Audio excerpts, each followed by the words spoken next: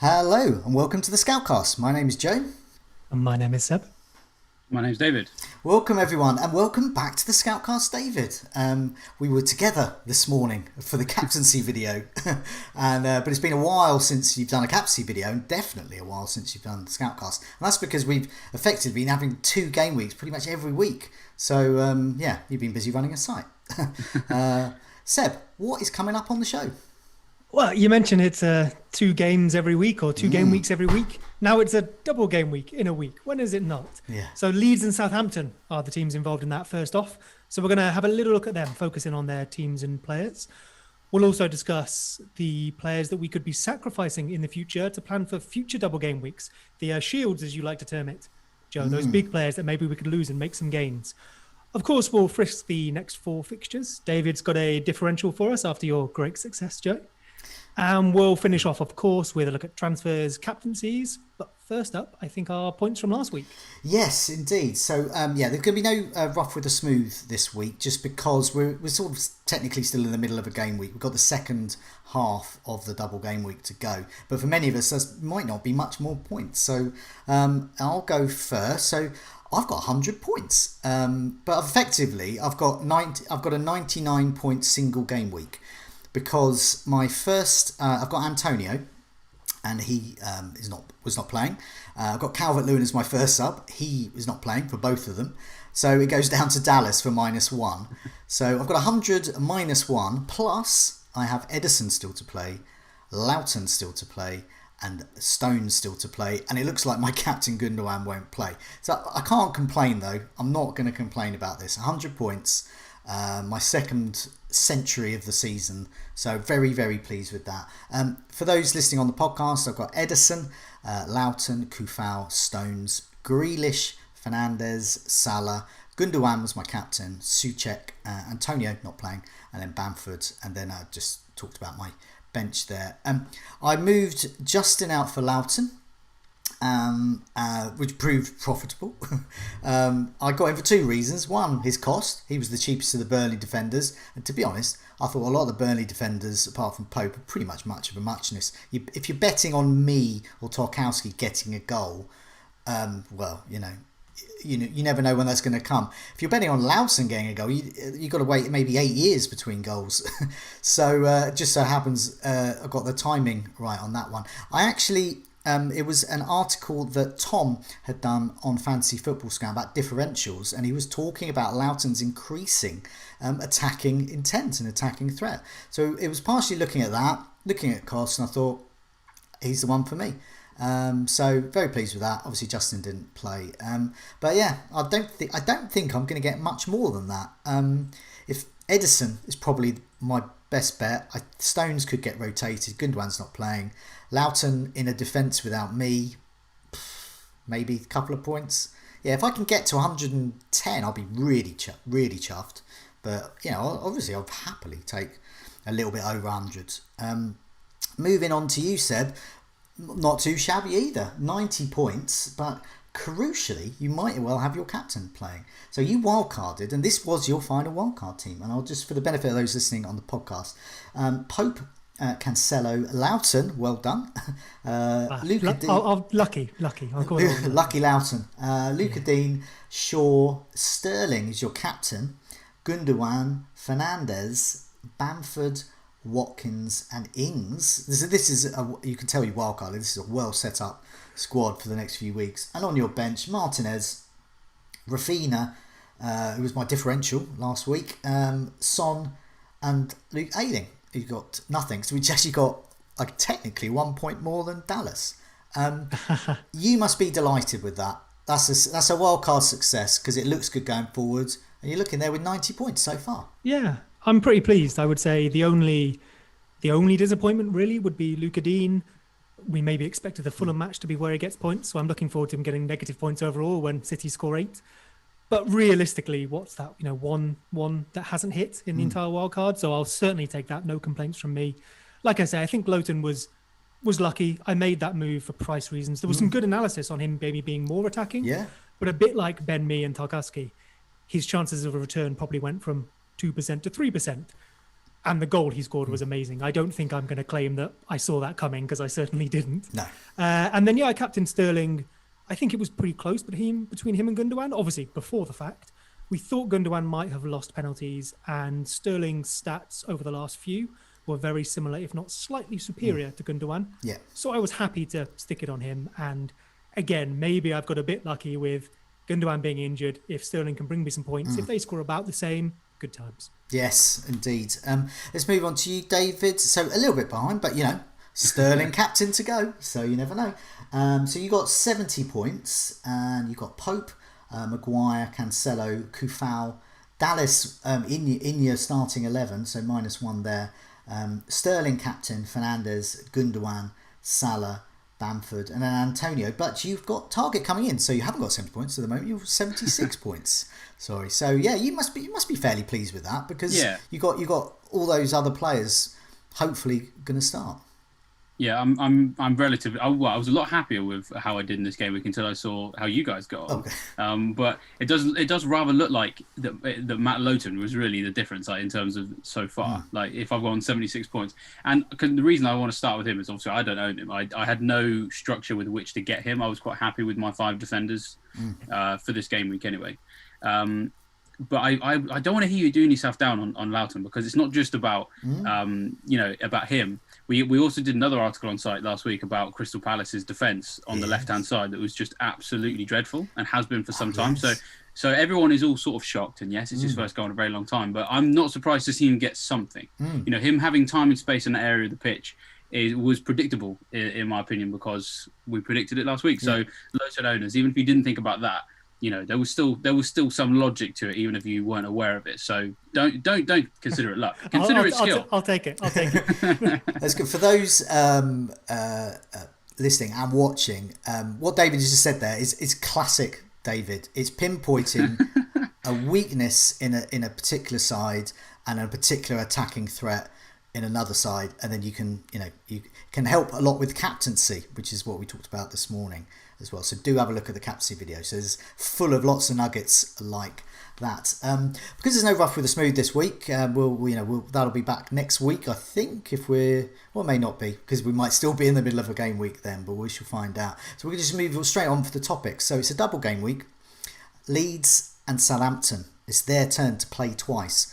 So these are the teams with players that we should be targeting. So Leeds, 40 goals they've got. So they're a top 5 attack this season, but they've also conceded 42 goals. So it's the second worst. So what you're getting with them is massive excitement, and that's why Leeds are sort of everyone's favourite second team at the moment. It's just goals. Seb, lead us through the Leeds chat. Well, they are my favourite first team. But yeah, so as you beautifully set us up there, I think we are 11th in the table as we stand, and we seem to score as many as we concede, quite literally, and that doesn't really seem to change that much based on the opponent, although I would like to have a look at that in a moment. With Wolves and Southampton coming up, we've got a few questions on how we can target Leeds and what we should be looking at in the week ahead. So we have a question from Karam, which of Dallas or Rafinha is the better player to bring in, given Bamford will be in many teams already?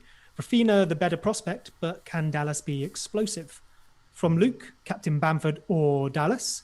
Or a safer single game week like Salah or Fernandez? And then from Tony Awesome, should we triple up on Leeds players? I think a few of us already are, probably. Especially for those who don't plan to wildcard, so not me there, until game week 30, as they do play in game week 29, the blank week, which is probably something to keep in mind. Just for those watching, I put some stats up on the screen. So as Seb's talking, have a look at those. These are for the last 4 game weeks, and they show those stats there. So we'll draw on them as we chat, but there are those stats there, and it shows that Bamford and Rafinha are top in terms of certain attacking metrics. But yes, sorry, carry on, Seb. Well, sure. I mean, I could talk about this for an hour and a half, so you jump in and shut me up. But I think there's probably a few ways to attack this question. The first being looking at Leeds overall as a team, then looking at our attack, so Bamford, Harrison, Rafinha, maybe a bit of Dallas. And then the defence, we've got Phillips, Strauch, and then the Dallas versus Ailing question. First off then, if we look at Leeds as a team, something I wanted to highlight. Now this is of course subjective, because I'm going to call it our best 11. But at the beginning of the season, when we signed our players and lined up, what would we think our best 11 might be this season? it would be Melia in goal, Luke Ailing at right back, Coco Llorente at right centre-back, Cooper at left centre-back, Dallas at left-back, Phillips in the holding role, a midfield of Rafina on the right, Harrison on the left, Click and Rodrigo probably in the middle, and then Bamford up front. Now, there are, of course, debates over whether that is our best team now. We know Dallas is in midfield. That's not so much the conversation I'm looking to have. More the fact that that team I've just read out hasn't played together yet this season. We haven't played a single match where we, in theory, have our best players out. Now, this comes into the conversation about, whether we're playing well, whether we're playing badly, who can take advantage of us. Because I think it is important to remember, especially the defence, probably hasn't been first choice at all, or if only a few matches. Now, we know Calvin Phillips and Struijk are important in that role, and we know they play it slightly differently. But before coming on to that, I wanted to look at how teams can attack us, and maybe if we can predict with Wolves and Southampton in mind, whether we're going to be able to beat them or whether they'll score some goals against us. I think something that we can fall foul of here is that kind of match of the day analysis, which I don't mean that to any discredit to match of the day. It's more, they've got 5 or 10 minutes to make a point. So they have to pick one thing and really focus on it. For example, Pascal Struijk replacing Phillips. That's their thing, and that sounds like the whole reason. That is heavily based on maybe traditional analysis of teams, especially at the top level, where they all play zonal, and there's loads of different tactics. But Leeds are probably quite different, especially in the way we set up man-to-man marking at the back throughout the entire team. So when you're looking at, say, Pascal Struijk did or didn't play well at the weekend, his job was effectively to mark Martin Odegaard. Martin Odegaard wasn't in that match. Struijk did a very good job. Phillips could offer more maybe going forward in particular, but defensively, we have seen Phillips as well be very suspect in certain matches. He started the match against Man United in which we lost 6-2 and was subbed off at half-time for Struijk, and it was 1-1 in the second half, I think. So I think it's less about necessarily always our personnel and who they're up against. Scott McTominay, we saw, scored 1-2 goals against us, I think. He was bursting through the middle and making Calvin Phillips probably look quite poor. That wasn't necessarily down to Phillips because it wasn't his job to mark him.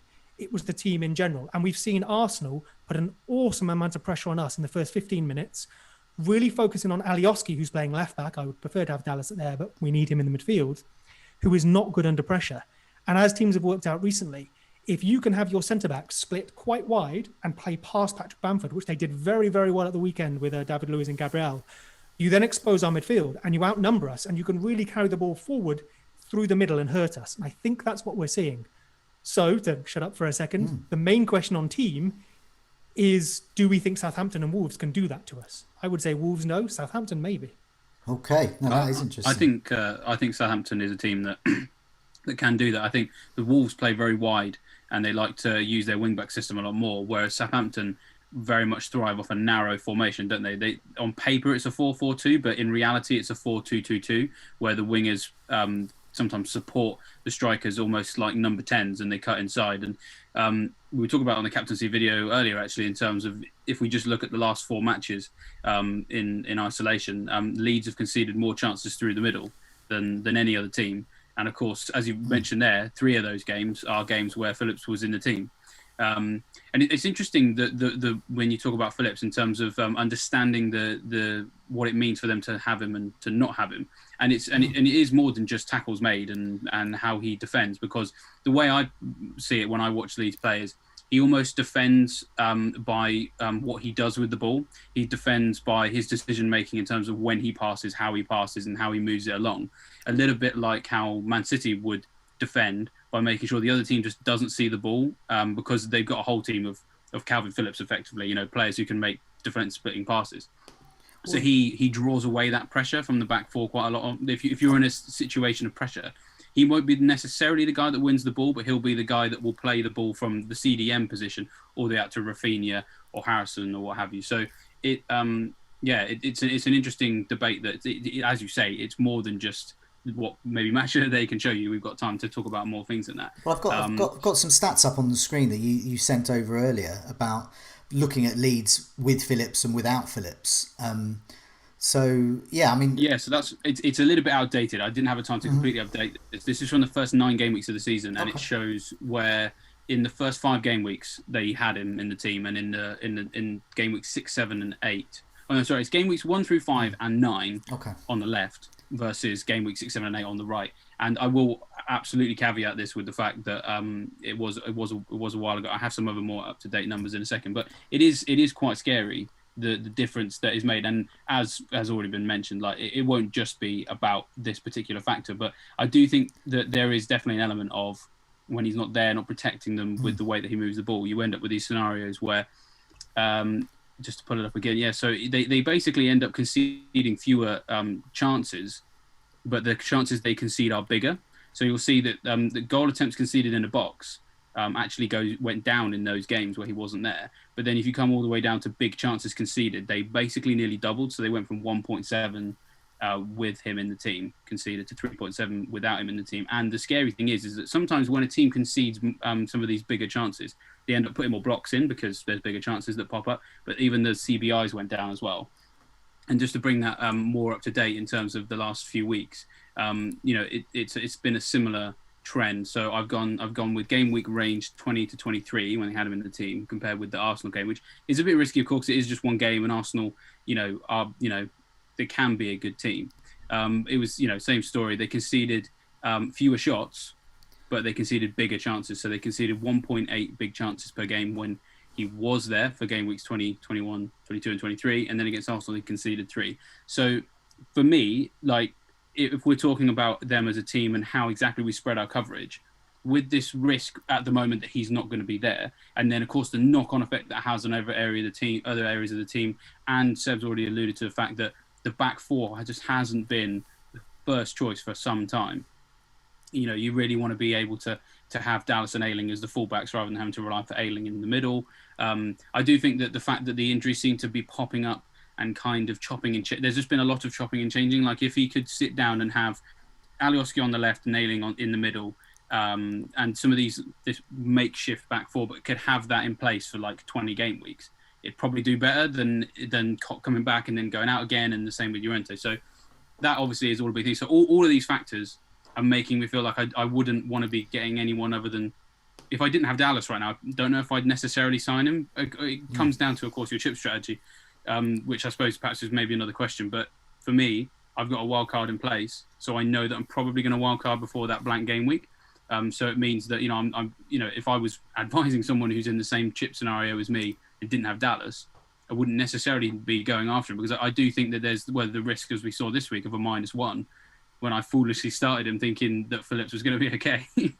That can happen. So for me, it's considerably more about the attack in this team for these 2 game weeks, because they have shown that they can still score goals when they're not necessarily at their full strength. Just to go through a couple of other things we talked about earlier on the captaincy video. In the 5 games they've not had Phillips in the team this year, they conceded 4 goals in 3 of those. You've got the Leicester game, the Palace game, and then the Arsenal game. But they've still scored goals in those games. So Bamford's hat-trick came at Villa Park when Strout, I think, came off inside 10 minutes because he was having a horrible game. I think Shackleton came on to replace him. So we know Bamford can still do something when Phillips isn't there. They've scored in all of these games where Phillips wasn't there, apart from the Brighton one, which was game week 19. We did look at a little bit, again, in the captaincy video, that annoyingly, Bamford only had 1 shot against Arsenal, and no Leeds player had more than 1 shot in that game, which is a little bit frustrating. But at the same time, Arsenal have actually defended quite well statistically this year, so I wasn't too shocked by that. What we did see, of course, was that Rafinha was top of that whole game for chances created. So with him, I think, again, if they don't have Phillips, that doesn't mean that Rafinha can't provide what he does normally, which is, of course, fantastic energy from open play, but of course he takes their corners as well. So those 2 players, for me, the team setup, it doesn't impact them in quite the same way if it's not full strength than it does a Meilier or a Dallas or an Ailing. I was just going to say, what we all as fantasy managers want to know is, how far do we go with Leeds? Do we treble up on them? And if so, which 3? And which one do we captain, possibly? So Seb, what would you say is the optimal 3 Leeds? Why, and which would you captain? I guess, of course, it does depend on your situation a little bit, because we know we play in 29 as well. So if you don't have a free hit, or your strategy needs you to have players available for 29, you probably do want 3 of our players. If I had, just say, a free hit now, a free hit, I'd probably go for Rafinha, Harrison and Bamford. Okay. Just for the most attacking players that have good numbers behind them and are likely to return. I have Luke Ailing, Bamford and Raphinha. I like Raphinha and Bamford a lot. I would recommend everyone has them. And then it's just your third option. And if you don't have a defender, maybe you opt out. We know Dallas is playing in midfield and he will continue there. I think while I prefer we had either a proper left back or a proper number 8, that's really the thing we're lacking. We talk about Phillips and Strauch. We are really lacking someone who can do that 8 role next to either Dallas or Click in the way that, say, Rodrigo de Paul is a player we've looked at in the past. You know, that good transitional creative player, but also can press. So Dallas will play there and he's probably the one you'd want. But looking at Ailing and Dallas, if they were both to play, say, Ailing always at right back and Dallas at centre mid or left back, I think it's a lot closer than anyone really thinks.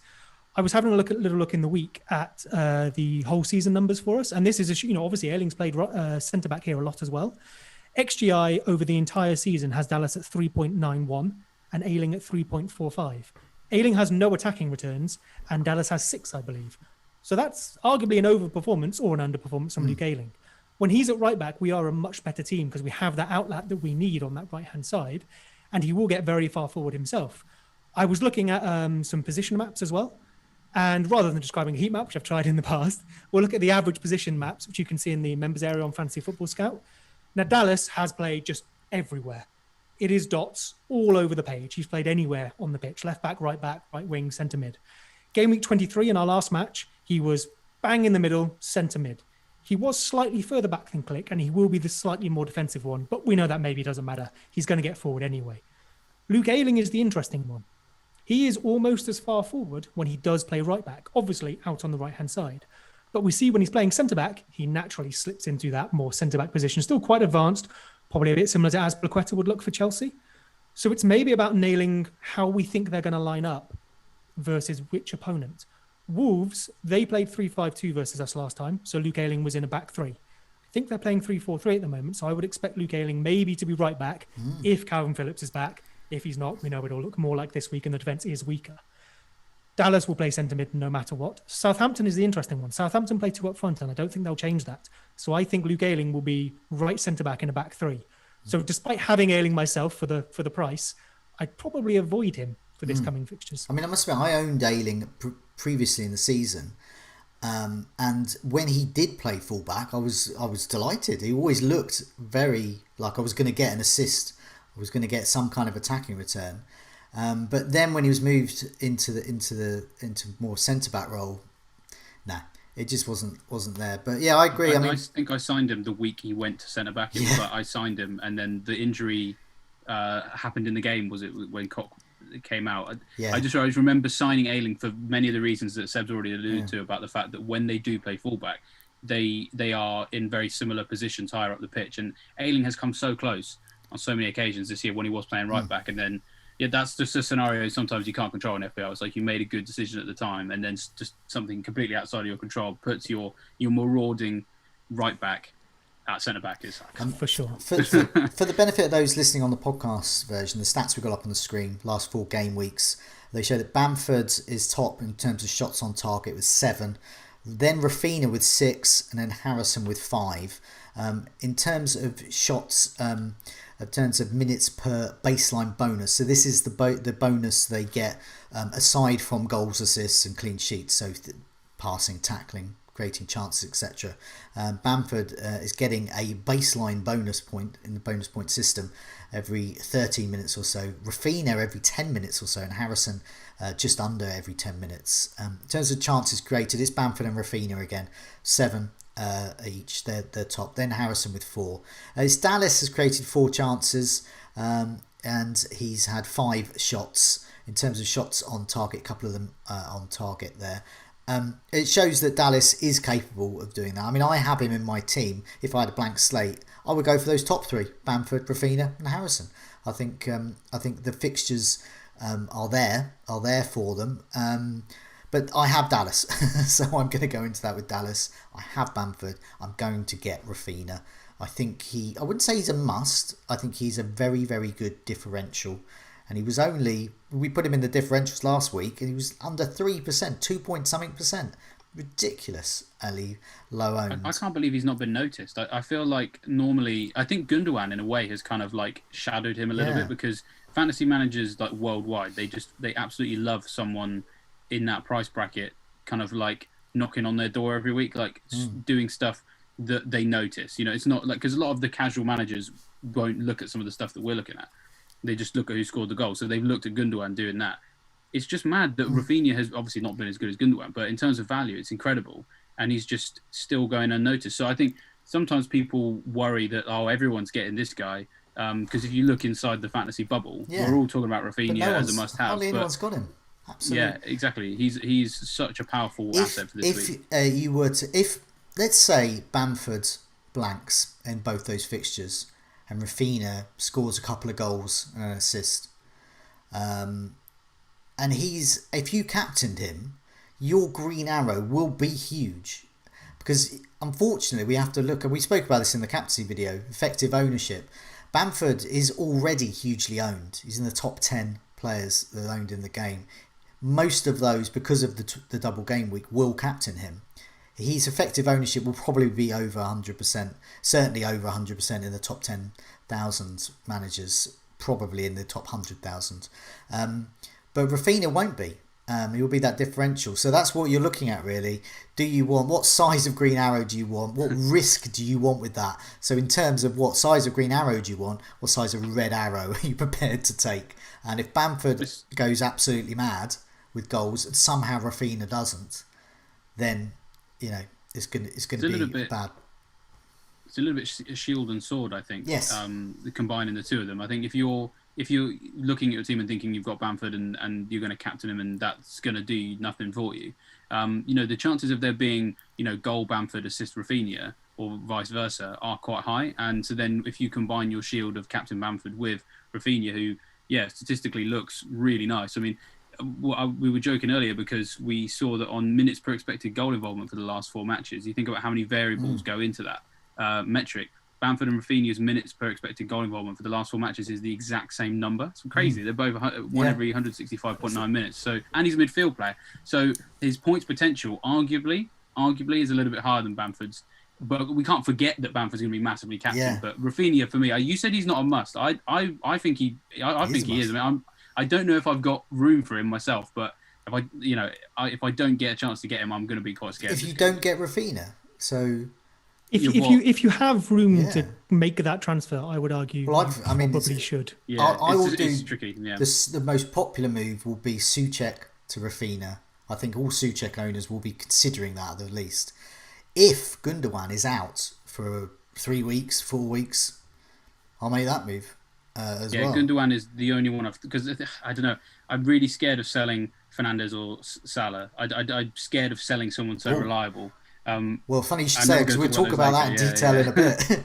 Gundogan really is the only one I can. I'm actually 0.1 away from getting Rafinha from selling Anguissa. It's like, are you serious? Like, I might be able to take a hit to get Rafinha in for him and play 3-5-2 or something. That might be the only way, because it just depends how long Gundogan's out for, and we don't know that yet. No. We might know more later in the week. Yeah. KDB could be back soon, so maybe that's something that puts people off him. So I have Sterling for that very reason. Before we move on to talk about Southampton, Seb, was there anything else you wanted to add about Leeds? Just on the captaincy there, I normally argue that don't look at ownership; it doesn't matter. Predict the points and captain that player. As you've both put wonderfully, I think it's so close between those two that maybe this is the week where you just make your decision based on ownership. Rafinha is low owned, Bamford is high owned. You take that as your risk and reward. Dictates. I mean, and then just on. Oh, sorry, go on. I was going to say, you as a Leeds fan, my as a layman looking at Leeds, I'm not a professor of Leeds. If Rafinha does well, chances are probably Bamford scored somewhere. If Bamford does well, chances are Rafinha's done. They sort of assist or score for each other. That's what it looks like. Am I being too simplistic there? Or... Quite possibly. Obviously, Harrison is in there too. Yeah. And I would have wanted to mention something on him in a moment. One thing to note is that Rafinha is on a lot of our set pieces. He was, off the top of my head, I think he was taking them all from the right, and Phillips was taking them from the left, but he has now taken over on the left, possibly, at least partially. We saw Struijk have 2 or 3 really good chances in our last match, and then against Arsenal, he scored a brilliant header. All of those were put in by Rafinha, I believe. So maybe there's a slight edge there where if he's on set pieces, of course, we believe Bamford is on penalties, click traditionally, but Bamford took the last one. So maybe that's the toss-up. Just you think, we could look at David's research and see if either Wolves or Southampton are liable to scoring from a conceding from a towering header, because Rafinha might assist that. But honestly, I think it's so close. And then Harrison being the third wheel there, he's good. If you wanted a third player who isn't a defender, go for it. I know, David, you pointed out on the captain video about Southampton's weakness down the right-hand side especially. Yeah, that's right. I think that's... You name-checked me there, and I was thinking, right, where's my table gone? I'll go put it back up. If we're looking at where it could happen, then it could be that right flank. But Walker-Peters is a doubt again. It's been a massive problem for them this year because they just seem to have no depth there, and they've even sold fullbacks because they've had Vokins come and play on the left. It's always been a big issue when Walker-Peters hasn't been fit. And it's staggering how stark the difference is between those two sides. So they conceded 8 down the left last 4. They conceded 9 through the middle, which is kind of not too bad, top half of the league for both of those. 17 down the right-hand side, third worst in the league. So then, of course, that's where we would expect Harrison to play. So I wish that, because in this debate, everyone's talking about Rafinha and not many people talking about Harrison. Normally, when that's the case, the one who's not being talked about, Harrison, is the cheaper one. So I was thinking, I can't get Rafinha, I'll get Harrison. Great, well, he's more expensive as well. So, yeah, it will be tricky necessarily to go Harrison over Rafinha. But if you were to do that, I don't think it would be the worst thing in the world because he could have a bit of a field day. So let me give you one thing on that then. So I pretty much agree with you, but with a couple of small caveats of Harrison and Rafinha have swapped sides a couple of times in the last few matches. If you look at their touch maps, they do have touches on the opposite side. Harrison was obviously subbed off last match as part of the changes that did improve the match for us. Although I will say 4-0 up, Arsenal didn't need to keep pressing us like they were. So, of course, we improved. But Rafinha actually moved to the left then with Helder Costa coming on the right. So there is a chance you'll see Rafinha on the left. And on Harrison himself, his last 2 goals, I believe, certainly his last goal, came straight down the middle. So if he's up against a weak fullback, that might be more for the assists. For the actual goals, we might see him making those runs through the middle. So I think realistically, what's the crux of this conversation? It's all quite close. Get the 3 attackers if you can. If you can't, get Bamford and Rafinha, really. Yeah. There we go. And then the last thing I just wanted to update us before I shut up for a bit is a few people in the chat have mentioned injuries and whatnot. And Paul has kept pointing out as well that Rafinha's a top 4 player. It's nonsense. He's terrible. Please leave him alone. He's terrible. We want to keep him. But on injuries, it's been pointed out that Berardi's back soon. That's true, although I don't know how close he'll be to playing a match. He's been out for a very, very long time. And Koch and Llorente, I think, are about 2 or 3 weeks respectively away from their return. So we're probably safe for this double, assuming that those players won't affect the lineup. Going forward, they may well do. Okay, let's move on to Southampton. So they have 2 fixtures, not as favourable though, against Chelsea and of course Leeds themselves. So I've got some stats up on the screen. Once again, these are the last 4 game weeks, and we'll talk about these stats as we go. But that shows, guess who is top of goal attempts? It's of course Danny Ings. So he's a player I'm sure we'll be mentioning. David, Southampton. They're an odd one, aren't they? Can be hammered, can be anyone.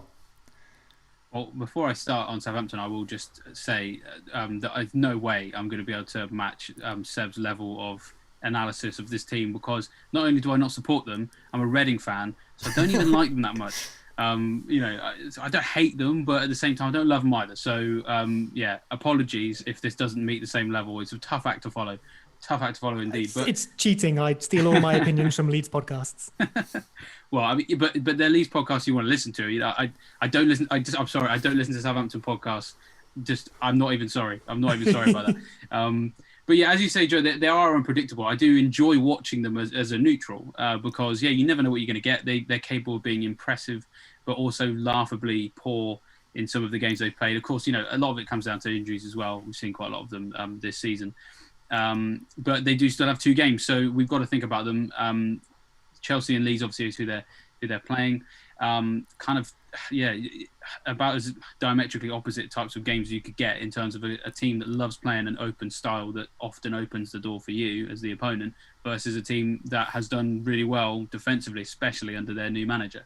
But we've still got people considering Yeah, then for the captaincy, so Luke Porsche says, is Ings the best captaincy option?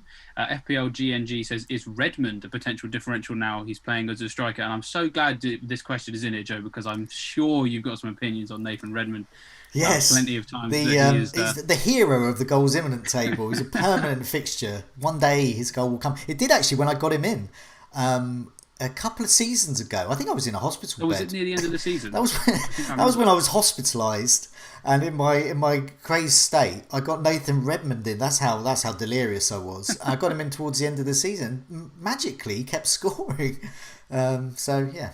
Yeah, Redmond could be an interesting one. Maybe not so much from attacking Southampton point of view, from Leeds defence. As mentioned, Alioski is probably the weak link there. He cannot deal with being under pressure. He's probably our one player who can't. That's kind of Bielsa's way. We've got a system that works, and we probably just need better players because we match up 1-on-1 across the pitch. We lose to good players. But on Redmond, I wonder if he's one of those players, especially if he ends up pulling out right from that centre forward position, who could maybe hurt us. He could probably beat Alioski, I'd imagine. And as we've seen with us, when one individual beats one of our individuals, they're often through. It's a double game week, and who are the heroes of the double game week? It's John Stones. It's Matt Loughton. It could be Nathan Redmond. It could be. I'll come back to Redmond in a minute because I do just love that he's come up again, because I know that there's such a great narrative there with you, Joe. I love that one. I'll start us off on the Ings question, because I think that's something people are considering a little bit more seriously, dare I say it, than Nathan Redmond. My view on the Ings situation is that I'll kind of go back to what I said before about I look at this double game week for Southampton almost like not a double game week, but a game week and a half, in sort of a similar way that some people looked at Everton's double game week. And of course, they ended up losing to Fulham anyway. But when we were preparing for it, it was very much like one great game, which they, fluffed, and then a very tough game. So if they're not going to play, the Calvert-Lewin thing, if he's not going to play in the second one, should I hold them? That was last week's talking point. So then for me, that underpins this as well. Chelsea's defence has been so good since Tuchel came along, in the way that they have sort of changed their shape, gone to a 3-4-3. It's created some impressive results in terms of the statistics that are there. So the last 4 matches, they're second only to Man City for big chances conceded. They are second only to Man City for shots on target conceded, goals in the box conceded. They're second, and then their XGC for the last 4 matches is just 2.01, which actually is only 0.21 worse off than Man City's 1.8. So the actual difference between the way they performed in those games has been massive. Now, Man City have had harder games, so it's more impressive that they've got that good record as well as Chelsea. Chelsea have had some appealing opponents. But for me, that just makes it really hard for me to look at, say, Bamford and Rafinha, who we've just waxed lyrical about what they're capable of doing. Southampton's defence, by the way, isn't great, so they're going to have. I think that Leeds will have a lot to do against Southampton. A lot of enjoyment getting attacking returns, and they can definitely get stuff against Wolves. With Southampton against Chelsea, I look at that and think no, thank you. So then, if anything, it's a bit of a hyperbolic thing to say, but I almost see Ings as almost like a single game week option just because of how good this Chelsea defence is. What do you think, Seb? I have Ings, and fortunately he scored last week, so that feels a bit like, money in the bank. I'd probably agree with you. It feels a bit like a single game week. If anything, I'd probably have him for future doubles, or at least navigating those fixtures. I had Calvert-Lewin, I think we probably all did, and I needed a replacement. And Ings, some people I think are quite a fan of him in the community. I know he's had some big chances recently which he missed, and he's scored, looked a bit sharper. But really what it came down to for me was having Ings, because he fit that Calvert-Lewin hole. He could become Kane. He could have some more doubles. And I think, as you say, would you maybe stretch to McCarthy, but maybe even not, because if he doesn't make saves, he could easily concede a couple in each match. I'm with you. Ings is definitely on my list, and I think his future double game weeks could be nice. It's just, with the captaincy, it's almost not necessarily about how well I think he's going to do in one game. It's just the Leeds ones for me. It's no comparison really. Is the way I see it. What about you, Joe? What are you thinking on Danny Ings? Well, I've got 2 transfers, free transfers for this coming week. As I said, Rafinha is a top target. If I want to use the second transfer, it's only really going to be for Danny Ings, and I'm looking at Danny Ings for the favourable Wolves game, for the off chance of 2 points against Chelsea, but also the fact that he may then have a double game week in 26. He may then have another double game week some point 27, 28. So he's an investment for the short term. And also, looking at the stats, we'll look at the next 4 fixtures coming up. Southampton are doing a top at the moment. So in terms of, they've got very favourable fixtures for the next few matches. So I think this is probably a good rule of thumb for all double game week players. Would you get them in? Are you getting them in just for the double game week? Are you getting them in for other reasons, other fixtures to come? For example, Rafinha, Bamford. Get these players in because they play in 29 and they're Leeds. They're attacking a lot. So they've got lots of fixtures coming up which you can use them for. That's the same, I think, with Southampton. I like the look of Danny Ings in general at the moment, and Southampton have been recovering from a lot of injuries. Having Vestergaard back, obviously Bednarek there, I feel a bit happier with Southampton. I think they will concede more, but I just think their flow as a team is helped by having the regular players back. Walker Peters out could be a problem, but yeah, Danny Ings. Looking at the stats, three big chances he's created, 3 big chances in total. Sorry, he's created 5 chances, had 8 goal attempts. Scored a goal, and 4 of his shots been on target. I mean, you know what you're getting with Danny Ings. He's a lethal finisher. He's just shy of being on the goals imminence table, even though he did score last week. The goals imminent table would still has players that have only scored once in 4 matches. So Danny Ings is heading into that territory, those sorts of stats, as in he's sort of technically due more. Redmond is interesting. Created 7 chances, 7 goal attempts. He is a very intriguing differential because he's favoured up front at the moment. So he is, with Ward-Prowse, what are you getting there? You're getting those amazing set pieces, but you look at corners, 17 he's taken. He is the set piece man at Southampton.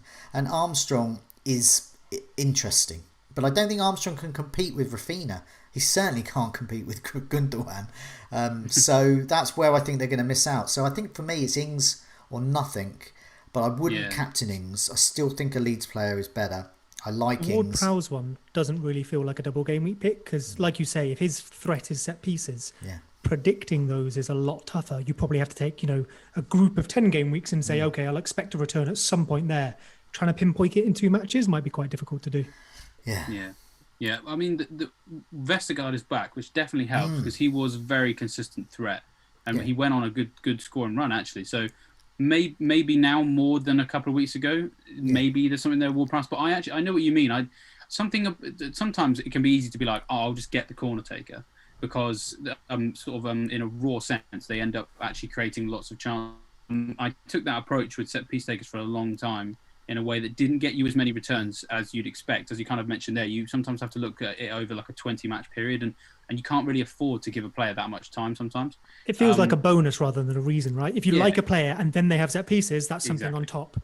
It's a bit like penalties as well sometimes, although penalties is a more stronger reason to go with someone. But how often do we look at a player and go, he's doing this in open play and he's also on penalties? And Rafinha, for example, he is perfect on that because we can see what he does from open play, and the corners is a bonus. So yeah, I know what you mean on Ward-Prowse. Moving on, I guess, to the Redmond question. I had a little bit of a look at to try and find some data that backed up my general opinion of Redmond, which I know that Joe will mostly agree with, apart from the period where he was really helpful from him, is that he just strikes me as a massive underperformer. Like, he's the guy that will get into some really nice positions and put it wide, hit the post. He just seems to love hitting the woodwork. So I went back over the last 3 seasons and looked at how he's doing so far this season for underperformance versus expected goal involvement.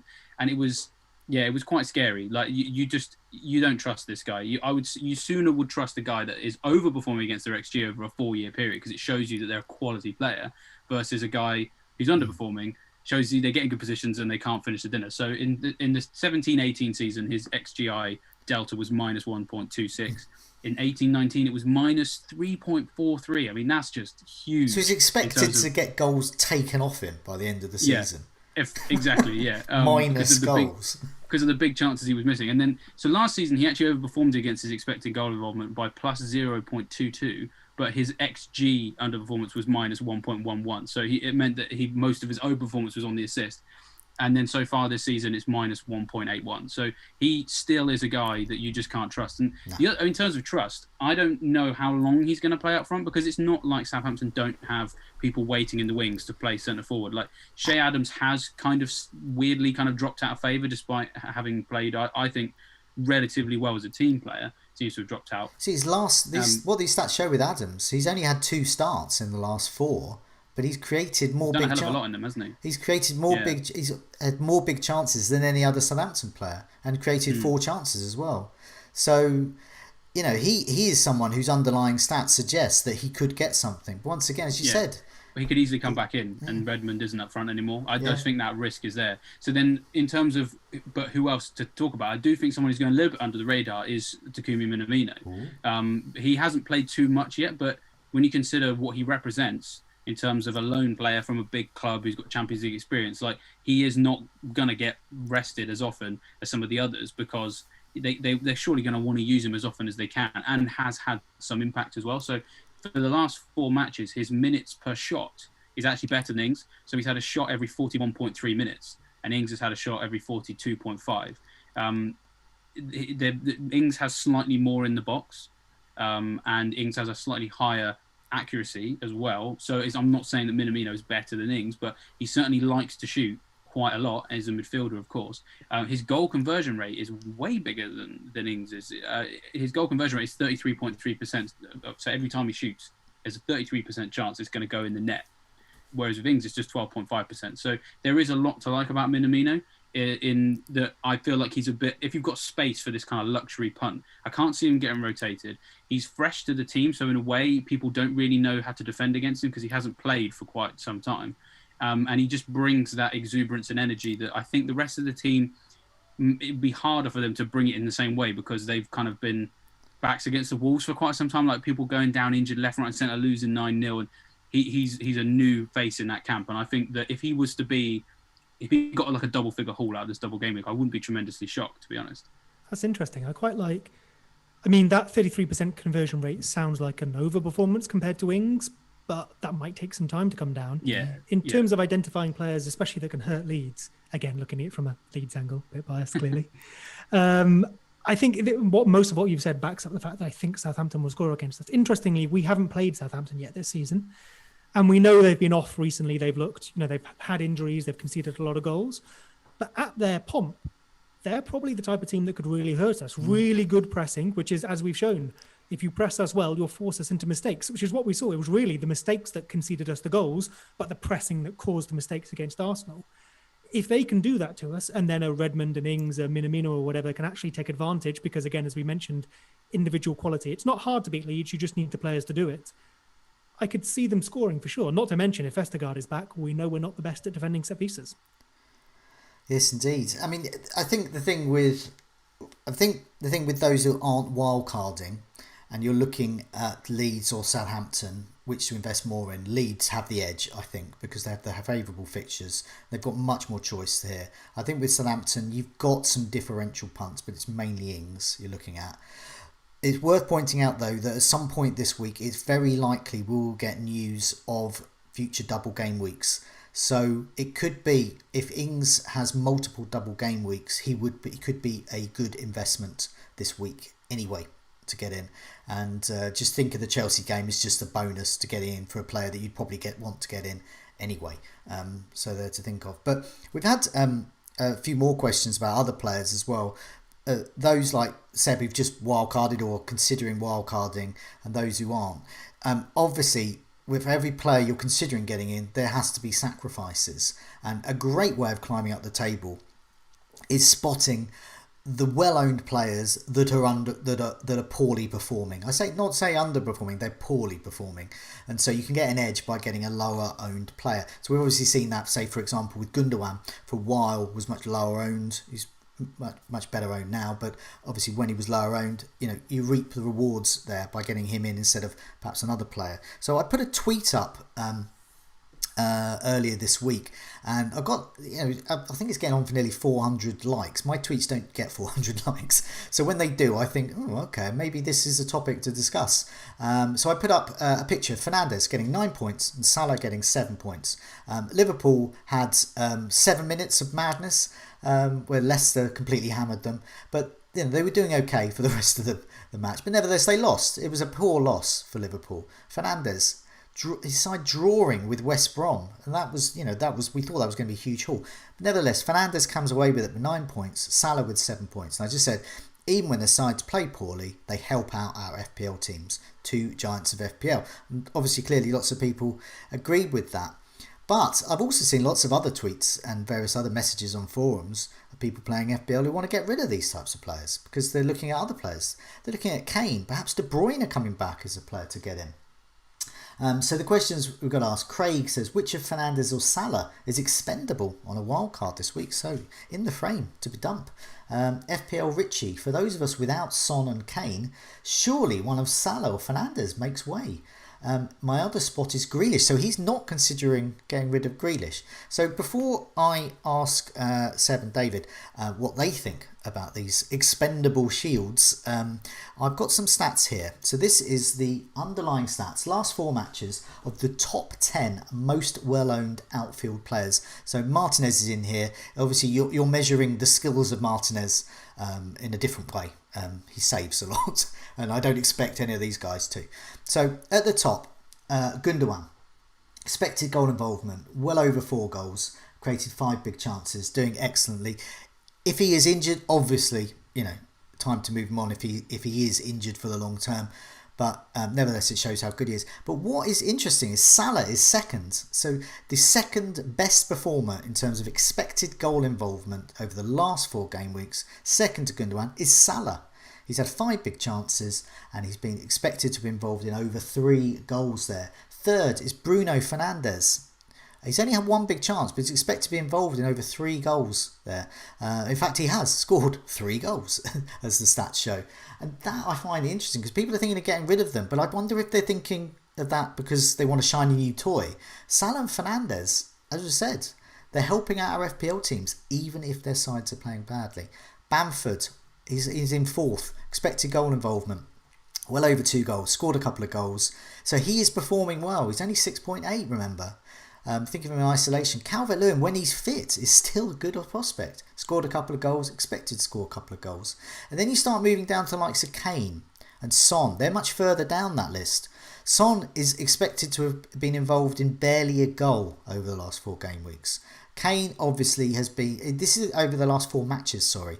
So this is the 4 matches they played. Hence Kane's been injured. Kane as well is much lower. He's expected to have been involved in less than a couple of goals. And then you start getting, within that group, you've got the likes of Cresswell and Cancelo. So you're getting these attack-minded defenders. So Cresswell's expected to have been involved in just over a goal. Cancelo just under a goal. So they're mixing with the likes of Bamford, Calvert-Lewin, doing that same kind of picture. But right at the bottom of the list is Grealish, and Aston Villa and Grealish's attacking stats are dropped off a blooming cliff ever since I got Grealish in 3 or 4 weeks ago. I've got an assist out of him over that time. He's 7.8. He's taken up a midfield slot. He's had no big chances. He's expected to be involved in around 3/4 of a goal. I'm not sure what 3/4 of a goal looks like, but Grealish is scoring that. His actual goals, none. Expected goals, non-penalty. 16th of a goal. Is that a thing? Chances created, 9. So his assist potential is still there. But the rest of it, he's not competing. Salah and Fernandez, the stats, the eye test tell me they are competing. Grealish is not competing. So that's my conclusion for that. So back to FPL Richie. For those of us without Son and Kane, surely one of Salah or Fernandez makes way. My other spot is Grealish. Get rid of Grealish. But Aston Villa have got lots of double game weeks coming up. So he's facing a situation like I am at the moment. I've got Grealish, but is he taking up a spot? Expendable shield. Seb, what do you reckon? Expendable shields. I mean, on Grealish, I think you're right. And their defensive stats have declined a bit as well, if I remember. I think Grealish is the one just because the doubles and the potential fixtures I maybe just want that in there for the opportunity. Salah and Fernandez is pretty much top of that table.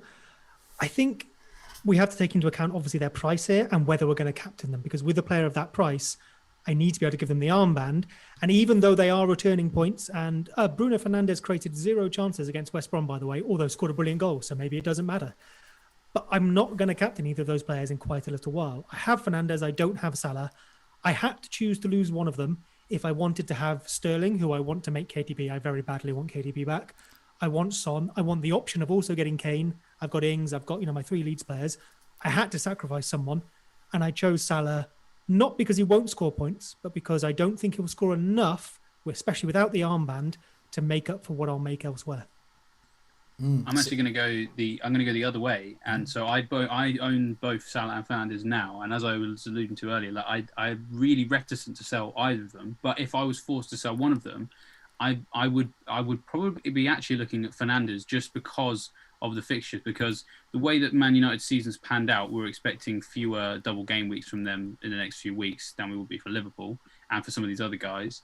The fixtures that they've got are actually pretty horrible, to be honest, Man United. So after the Newcastle game, which I'm definitely not getting rid of Fernandez for that, you've got Chelsea and Man City away. And that's really tough, especially when you consider the way that Man United tend to set up in these bigger games. Even under Solskjaer, he has a little bit of Mourinho in him there somewhere, because you look at some of the big games they've played recently, Man United, Arsenal 0-0, Liverpool 0-0, Man City 0-0, and Chelsea 0-0 this season, and you just get nothing out of Fernandez because United aren't adventurous enough in those games to warrant having him there.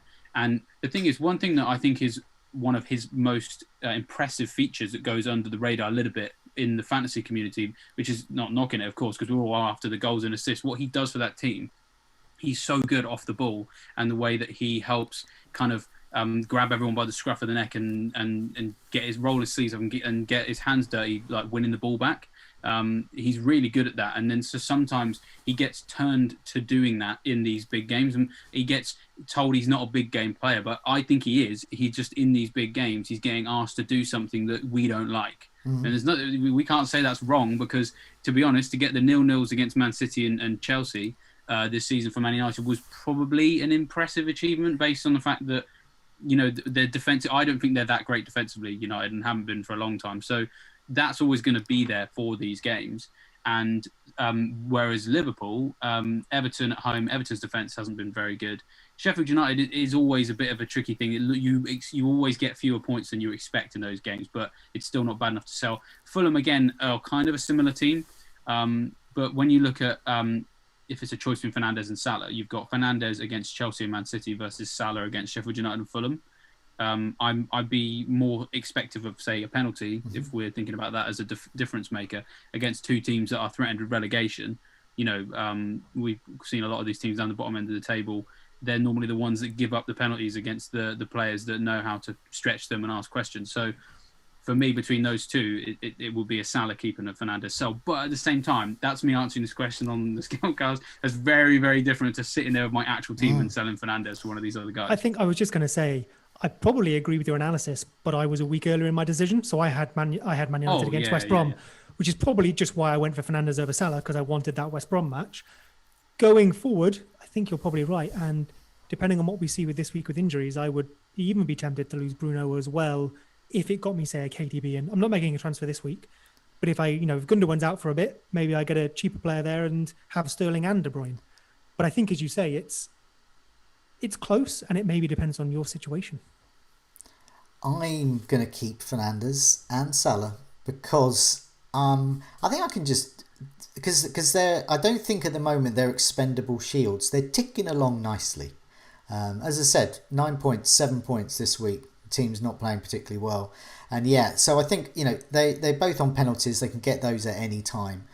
I think they are shields I'm prepared to keep. I've got a player in the bank at the moment. I don't know who that player is, but name me a player that's 7 million. But I'm sitting there with 7 million in the bank. And so we've got the likes of Kane, KDB, all these players I can get in. I don't need to get rid of them. So if you don't need to get rid of them, don't. But if you do, then I think what David's saying around the fixtures Fernandez, arguably on paper, would be the one of the two to go. But it is a tough one. I mean, I'm looking at these underlying stats here. I'm looking at the eye test, looking at them, and double game weeks are annoying because Grealish should go. He doesn't deserve a place in our teams at the moment. But then looking at Son and Kane, I don't think pairing them up is deserving of a case. So I'm looking at, say, the next double game week, say with Spurs playing. And I'm looking at just getting Kane in, maybe captaining him. I don't know, depending on what the fixtures are, and Kane's performance. But getting Kane and Son when we've got all these other amazing players, I'm not so sure. Also, I've got a bench boost still to play, and I don't know when I want to use it. And I think the bench boost is really bad. I think it's a really annoying chip that alters the way you play the game, and it alters the way I play the game. I like to plan and so, for example, game week 29, I want to keep some Leeds players, maybe a West Ham player. I've got the bench for that.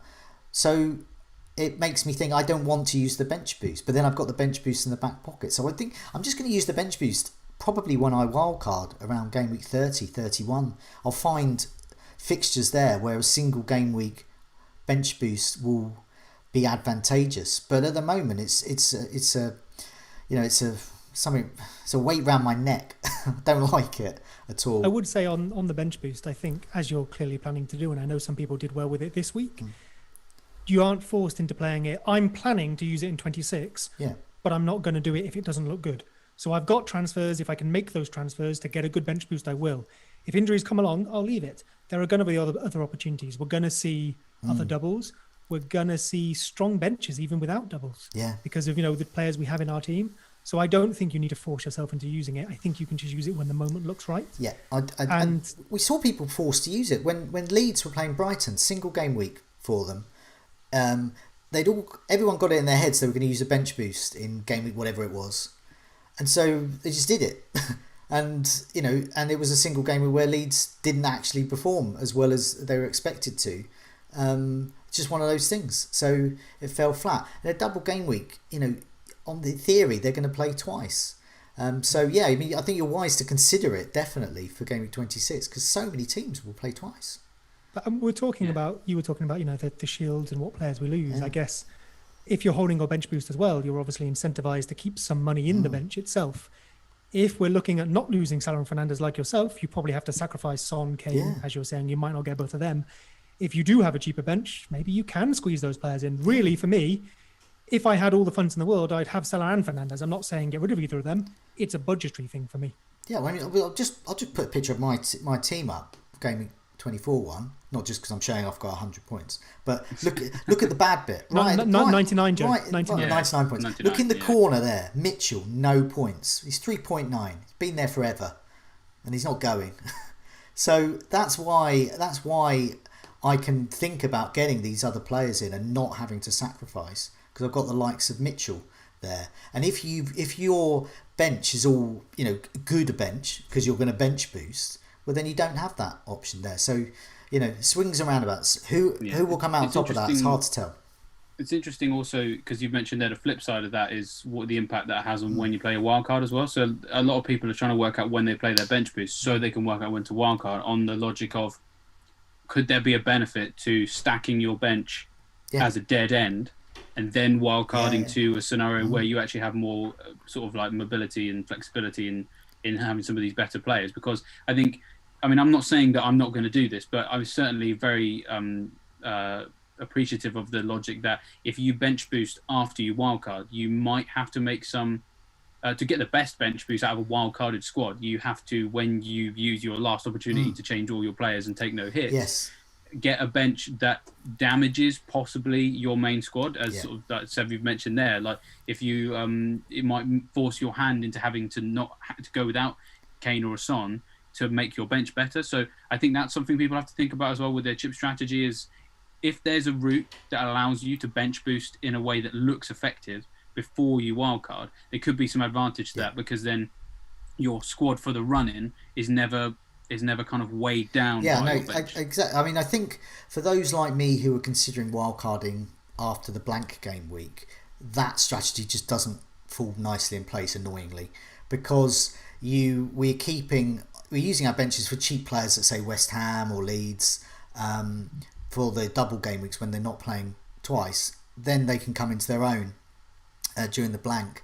So ideally, you're not setting up to dead end your team on a great bench boost. You're just setting it up to dead end your team on a flexible cheap bench that you can just put in. So yeah, I just think the way the season's going, the way I always think like with strategies and the way people play the game is very different, and I play in a particular way, and whether it ends up getting more points or less points, I wouldn't enjoy it if I played it another way. So I'm just going to play it my way, and whether that brings in points, green arrows or not, so be it. But at least I'll have done it my way, as Frank Sinatra and Sid Vicious once sang. I was going to say, can't you sing that for us? Yeah. One Points thing I've we had a haven't few. mentioned. One team I would love to point out is Leicester. We've obviously looked at Villa's form maybe declining, but they do have good fixtures. The reason I would be interested in them is because they potentially have good doubles coming up with good fixtures. We see that Leicester have some okay fixtures, I believe, ahead. And I know Vardy, I don't think he appears on your table there, but possibly because of reduced minutes. Well, let's put the fixtures up while you're saying that. It's a good segue. So I think Vardy comes out quite well if you go per minute rather than just absolute numbers. And then you were mentioning you had a 7 million slot in your squad. There's Barnes, there's Maddison. Is that someone we should maybe be looking at? For the double myself, I was originally considering Justin as one of my transfers, and Ricardo Pereira interests me. So I actually sold Barnes to get Sterling this week, which is just I instantly wanted him back. He's been really helpful for me over that period. I just felt that the Liverpool game, and the kind of allure of Sterling. So yeah, Barnes is certainly on my radar. So the picture we've got up on the screen is the season ticker for the next 4 fixtures, which includes the double game week that we've got in Game Week 25. We don't know the double game weeks for 26 yet.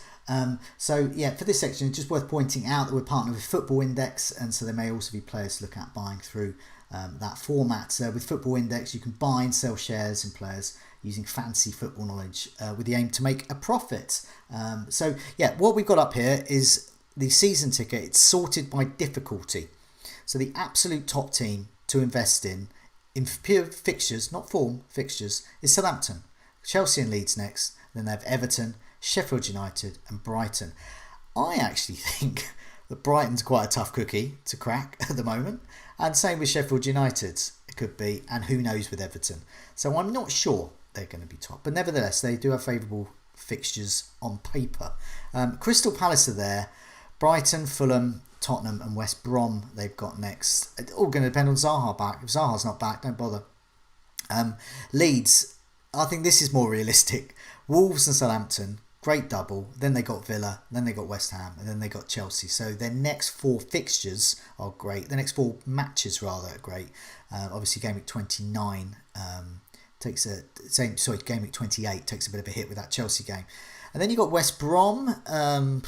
If you're interested in West Brom, Burnley, Brighton, Newcastle. Diagne's been... he is. I sort of wonder if people sign Digne. Yeah. Just one letter away from a guy who's actually in pretty decent form. He's just a typo away from a fullback position. And then we've got Liverpool here. And this is why I'm keen on keeping Salah. So he's got Everton. And Everton defence have been quite poor. And so is Liverpool's. Then they got Sheffield United. And then they got Fulham. And then Wolves. And then there's that Leicester that Seb was mentioning. They got Villa, Arsenal, Brighton and Sheffield United. It's a good run. I think investment in the likes of Barnes, Vardy, Jamie Vardy as well, could be quite shrewd. Nice differentials. Don't get clouded by the double game weeks. Just think who's good, who's on form, who's got good fixtures. And that's Leicester. Brighton and their defence magically is performing as they were expected, and that's expected in terms of expected stats. Crystal Palace, West Brom, Leicester and Southampton. Then you got Tottenham, West Ham, Burnley, Crystal Palace and then Arsenal. So good set of fixtures there, especially the Arsenal one I would say as a derby. But then when you're looking a bit further down, we can see why David was talking about possibly Fernandez being expendable. Yes, they have Newcastle at home next, but then Chelsea and Man City, the 2 toughest defences at the moment, and then West Ham United, who are very capable stopping any side. And Fulham right the way down there as well. They've got Liverpool, Man City in the next 4. Arsenal, horror fixtures. City, Leicester, Burnley and Tottenham. And I say, see, I think I look at the Arsenal-Tottenham get the derby as better for Tottenham than Arsenal for some reason in my head. But, I'm sure Arsenal fans might have a go at me about that. And then West Ham right at the bottom. And this is why I'm thinking, nevertheless, that they play in blank game week 29. West Ham have got Tottenham, City, Leeds, Manchester United. So I think the likes of Soufal, Soucek, Antonio and his hamstrings, it could be time for them to go. I might keep one for the blank game week just to see, but I'm going to start moving them on really. I think it's time. But yeah, looking at those fixtures, either you two, you looking. I mean, Seb's already mentioned Leicester. Anything else spring to mind? There's one player I'd like to call out, maybe more than a team, is Marcus Alonso. Maybe we wait 3 or 4 weeks. I think off the top of my head, they have very nice fixtures after 30. Yeah. And okay, we know there's possibly a chance he plays plays 2 in 3, maybe misses 1. But he looks like the better choice over Chilwell as far as Tuchel is concerned. And if he does play, we know the weapon he can be. Yeah, David, what are you looking at these fixtures and I mean the next 4 or 5 and anything spring to mind? Yeah, I don't think there's too much more than what you've already mentioned, other than the doubles that we may get. In the next couple of days could change my mind on a few of these things. We'd certainly shoot Aston Villa higher up the list if we're expecting them to get the games that they're having, which we kind of already talked about with Grealish already, haven't we? The thing is, on this particular subject, I've used the season ticker slightly less this season than before. Not that I knock it at all. I think it's a fantastic tool, but it's more just riding the season as it is. I found it really hard to plan beyond like 2 weeks, 3 weeks this season. Also, home and away's got out the window, isn't it? yeah, exactly. So then there's a lot of factors we would normally rely on. So I think that we have to kind of ride the waves as they come, usually with very short notice before we make a lot of our decisions. So that's still something I'm doing now. I don't have a plan in place. I don't want to put one in place because I don't like kind of setting everything up and then it all tumbling down because of a fixture announcement. So it's annoying because I actually love planning. Anyone who's kind of heard the advice that I like to give on these videos over the last number of years, I love spotting these swings and going over the fixture list. But unfortunately, just the scenario and the circumstance that the world has kind of thrown at us, it's you have to kind of ride the terrain a little bit more than usual. Before I ask David for a differential pick, I just want to say that with the Football Index, they've got a 7-day £500 money back guarantee. There's a link in the description below to sign up, as well as a link to check out full terms and conditions. It's for 18 plus only, and please gamble responsibly. Please do check out beggambleaware.org, and there's a link for this as well in the description as well. So last week I picked Rafinha, which was a bit of a cheat really, because we all know he's really good, but hardly anyone's teams. He'll be in a few more teams, but he's not going to be in that many more teams. He got an assist and he's got a double next. A good differential, I think. So David's turn next. Follow that. Who is the best low-owned 5% or under gem for the next 4 matches? Well, I mean, tough act to follow, I think, because, Fino, I think, is going to do well this week. May have even picked him if you hadn't picked him last week. But, that's fine. I won't hold it against you, Joe. I originally came into this thinking I was going to go with Harrison when I was looking at some of the stats we looked earlier about how bad Southampton have been on that side. Obviously, Seb has mentioned that Harrison might not necessarily always be in that area of the pitch. And, I've actually talked myself into going with Minamino instead, because we're looking at the last 4 weeks. We're looking at the next 4 weeks, and I actually prefer Southampton's fixtures at the moment as they are on paper to Harrison's as well. And while you were going through the fixture ticker, I was just bringing up one final comparison to lock that in using minutes per expected goal involvement over the last 4 matches, where I can see that Minamino won every 219.5 minutes, which isn't amazing, but it's better than Harrison's of 315.2. So that was the clincher. I think with the fixtures they've got, and the fact that he's quite a good player and he loves a shot more than Ings apparently at the moment. It's a small sample size we're basing this on, which to me suggests there could be more to come because he's not quite in the rhythm of things yet, but I think he will be. He suits Southampton's style perfectly. In terms of the high press and the energy that they go with. So, Yeah, Minamino is my differential I pick. said Stones, Loughton, Minamino. These are going to be the double game week heroes. So yeah, I think he's fair enough. Every time he plays, he looks like he cares. He looks like he wants to score.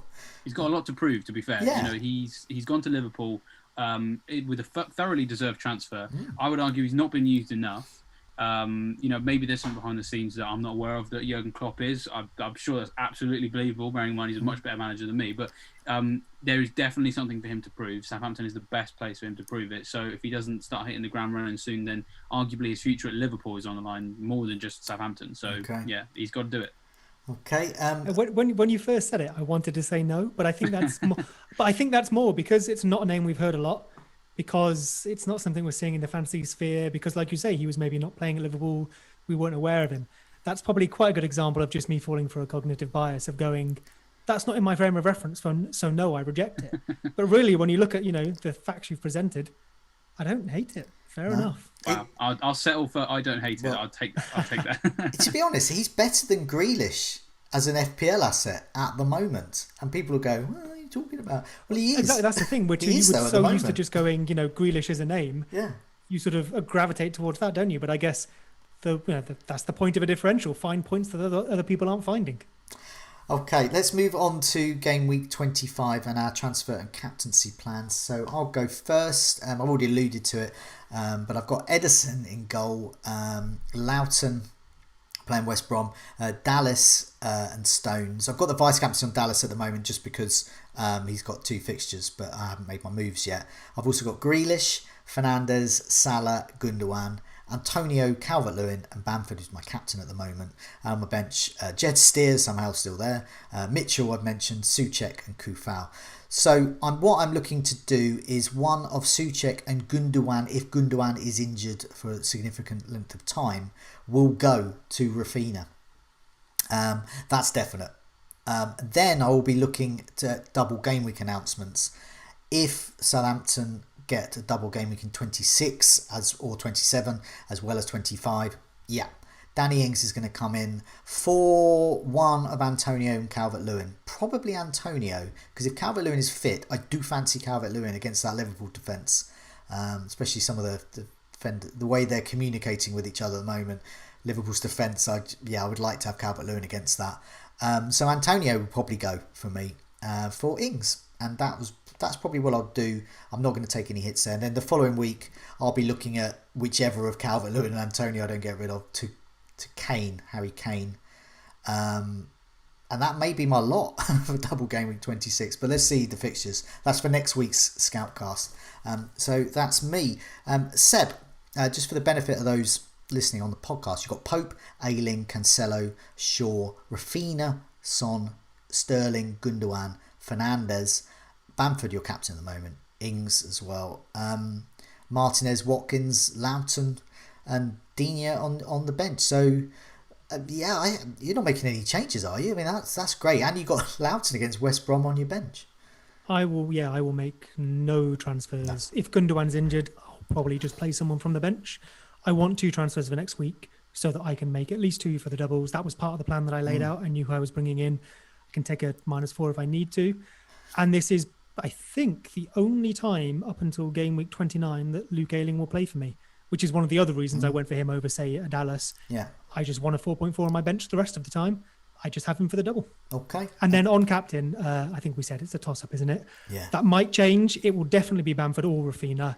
Yeah. And the vice captain will be not someone from one of those teams, just in case something happens. Yeah, that's what I'm thinking about as well. I might still do that. I don't know. They are the 2 best captaincy shouts, I think.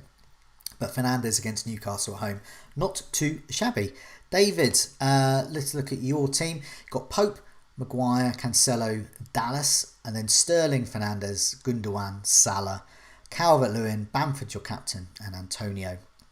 And on your bench, you've got Target, Kufal, Anguissa, and McCarthy. So yeah, I'm not goalkeeper. I've got such a big decision to make because it's tough. I wouldn't be massively shocked if Pope outscored McCarthy, because McCarthy seems to have kind of tailed off a bit. You know, no save points in either of the last 2 games. Southampton's defence looking quite poor. It really relies on him getting the saves in those games to justify starting him over Pope, who against West Brom I think can keep a clean sheet and get saves now, because West Brom are starting to pose a bit more of a threat, but not enough to make me think that that Burnley can't keep a clean sheet. So it's a tough decision. I'm just not sold on it. I've had McCarthy for a while. So what if Ben Mee's out? What if Ben Mee's still out? Yeah, that maybe makes a difference, but in a way, Pope is Pope. I think he can keep clean sheets behind quite a lot of. I mean, Burnley's defence has hardly been non-obliging this year, even when they've had me in the team. We've been looking at some of the stats that they've recorded over some periods, and they have been, even going into that double game week, they're in like the bottom 6 for XGC, I think, but it doesn't mean as much when you've got a goalkeeper like Pope, who I believe is still top of the league this year for XG prevented.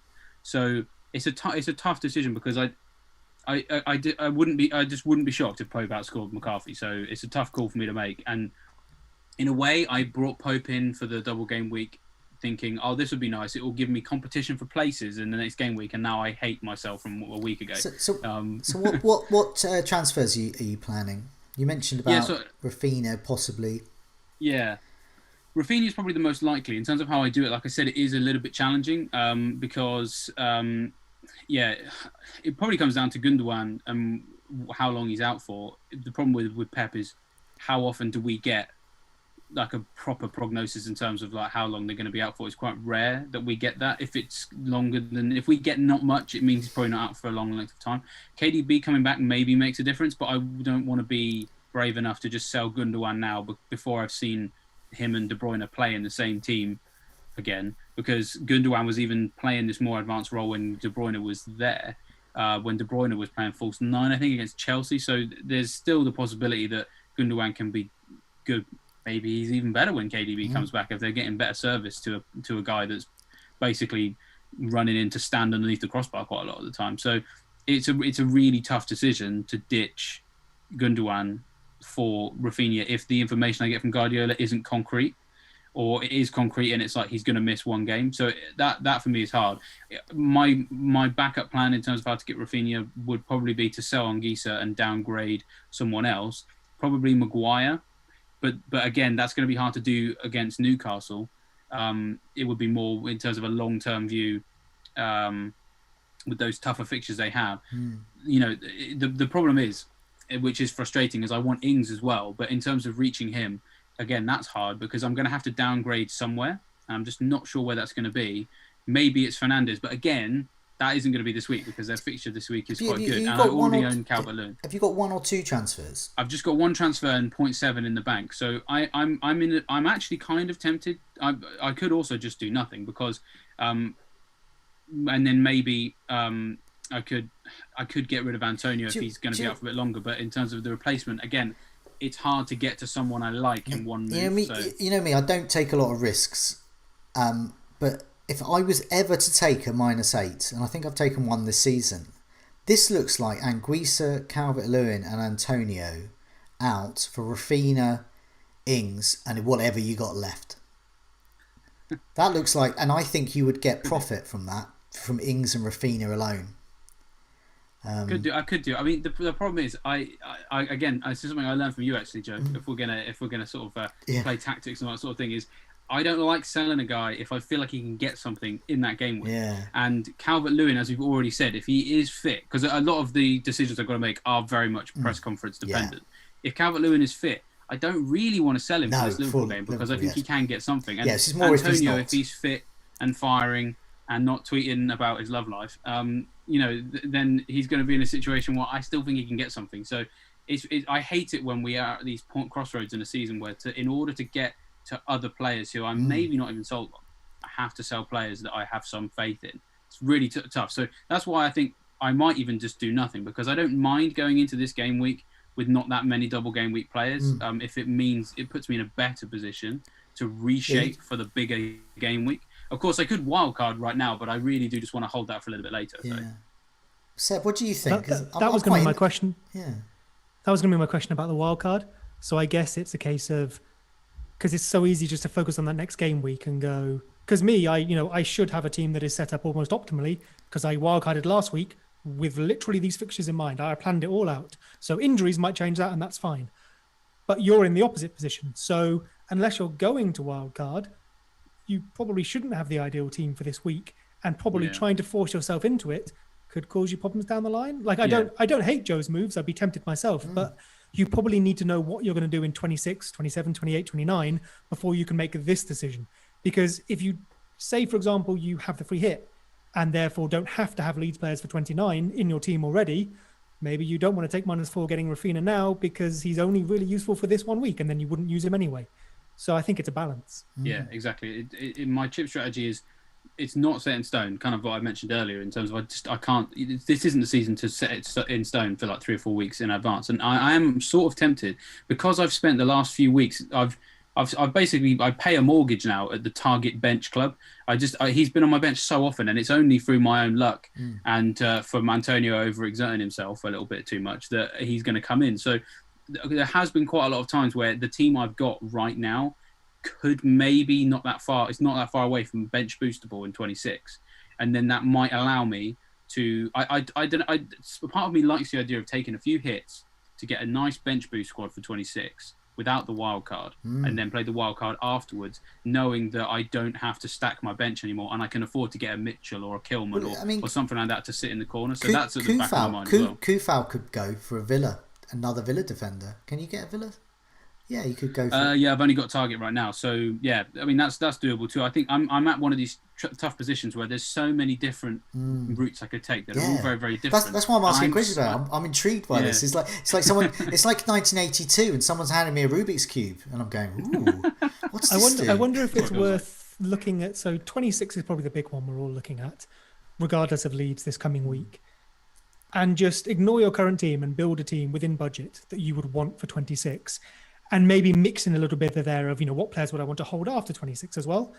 And maybe that starts giving you the clue of how close is my team to that. What should I be moving towards? Because you could easily fall into the trap of spending points on getting the ideal 25 team and then being further away from the team you actually want for the rest of the season. Yeah, exactly. And I think I think it's not to do Leeds or Southampton any injustice, because I think they're great teams who can get good points out of this game week. But if there's one double game week out of the ones we've had recently and the ones coming up that I could kind of swerve getting sucked into, this would be the one I would choose, because there's only a double game week for 2 teams. So and there's some decent single game week fixtures available too. So yeah, I mean, what it maybe all boils down to, how many times have we seen people go with, if in doubt, just do nothing, hold a transfer. It gives me a better chance of reshaping the team I want for 26 without having to take hits. With the team this week I don't hate, I might just do that. But as I said, it will come down to those press conferences. If Calvert-Lewin's ruled out, if Antonio's ruled out, then I've got decisions to make. I'm going to have to make them now. So it's very much TBC.